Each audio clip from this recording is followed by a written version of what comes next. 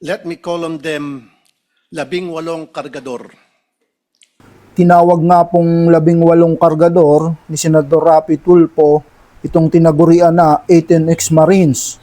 Dahil ang trabaho naman daw talaga nito ay nagkakarga sila ng mali-maletang pera, taga-bitbit at taga-karga ng maleta. Yung tawag daw sa kanilang 18 Marines ay isang panlilin lang upang pabanguhin sila sa publiko. Kasi pag sinabing Marines ay iba ang respeto ng mga tao at hindi naman sila ay lahat Marines.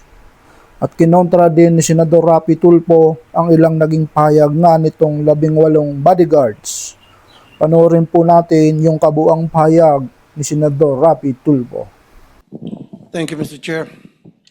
Mr. Chair, it took all my energy to not to gate crush the live selling that happened here last June 4. The way it happened, the way it was handled, the statements being made. Gusto ko lang talagang pumunta dito, hindi naman po ako invited doon sa conference nila na yon. I waited for today's hearing to confront the resourceful persons they presented. Let me call on them 18 kargador. Kasi nga po, nagkakarga sila ng mga mali-maletang pera, sabi nga nila. Yun po talagang trabaho nila, taga-bitbit, taga-karga ng maleta. Una, sino ba itong 18 kargador ng mga maleta? Saan ba sila galing? We cannot simply bring in people sa Blue Ribbon Committee na nag-aakusa na mabibigat na paratang nang hindi man lang nalalaman kung karapat-dapat ba sila paniwalaan.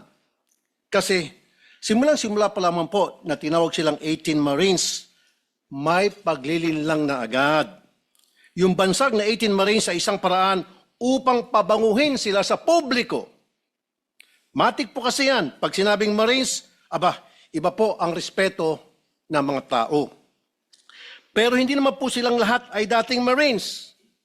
At mahigit kalahati sa kanila ay discharged without honors or dishonorably discharged from service for various offenses. Ibig sabihin, palpak sila. Tulad ng pagiging AWOL o absent without leave. Why is this information very important? Because for people to believe their allegations, it must come from a credible and reliable source. And so, the people using them portray them as heroes. God damn. Sabi nga ng isa sa mga senador na dumalo nung araw na yon, bayani daw po sila. Pero nakakaya naman po sila sa iba nating mga bayani. Na itong 18 kargador na ilang taon nagtrabaho kay Saldico, may 7 years at 9 years at nagbitbit daw, sabi nila, ng sangkatutak ng maleta ng pera. At bigla na lang tinubuan ng konsensya at ngayon ay naninira ng buhay ng mga inosenteng tao, ay tatawagin nating bayani. Pasensya na. Hindi ako papayag na matabi ang mga sinungaling nito kila Jose Rizal, Andres Bonifacio at mga dakila nating OFWs. At dito papasok ang pangulo kong punto. Hindi lang po ang kredibilidad ng 18 kargador ang kaduda-duda. Ang mismong testimonya nila ay nakakapagtaka.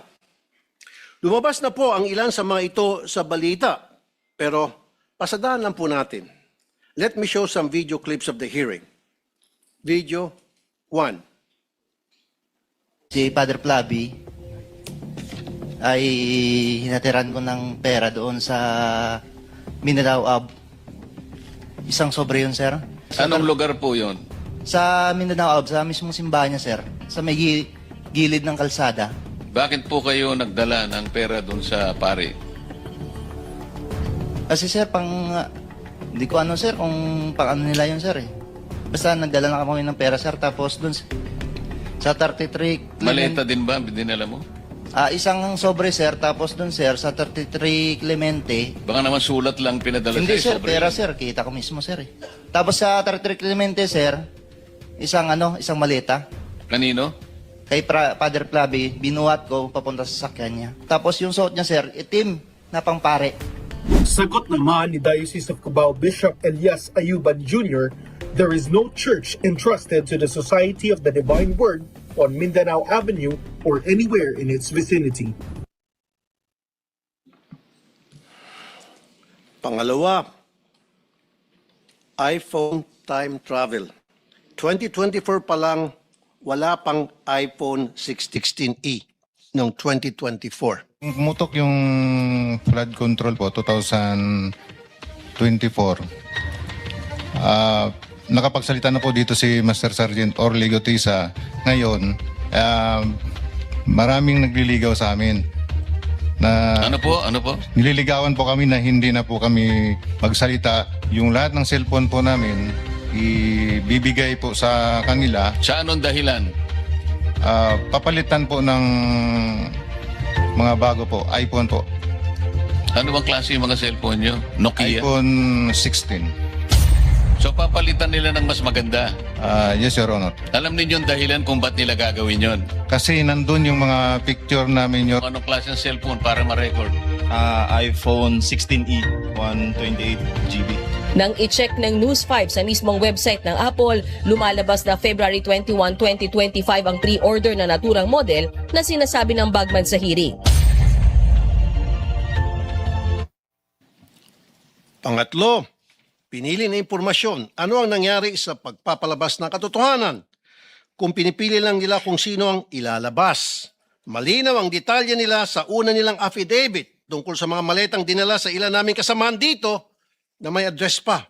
Pero bakit parang mirakulo na naglaho ang naratibo tungkol dito? Sa original affidavit nung mga dating sundalo, nandun din si Senator Loren daw at saka yung magkapatid na Villars. Ngayon ko lang nakita yung affidavit. I have not read, etc.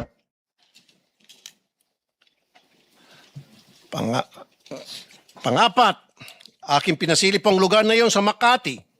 Video 4, money changing. Nag-advise po si boss, magpapalit kami ng piso to dollar na 2 maleta doon sa Makati po. Sa, Bibili kayo ng US dollar. Yes, Your Honor.